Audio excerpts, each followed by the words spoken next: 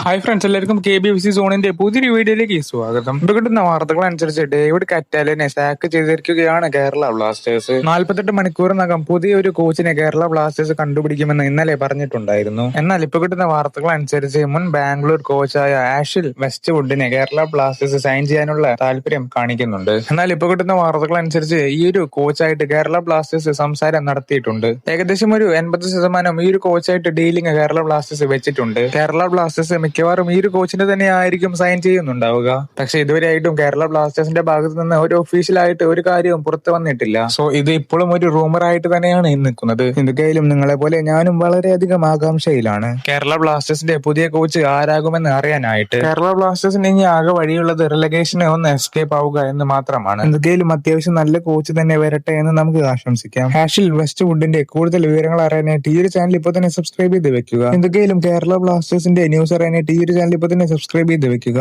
അതേപോലെ തന്നെ ഈ ഒരു വീഡിയോ നമുക്ക് ഉപകാരമായി ലൈക്കും കൂടി ചെയ്യാൻ ശ്രമിക്കുക.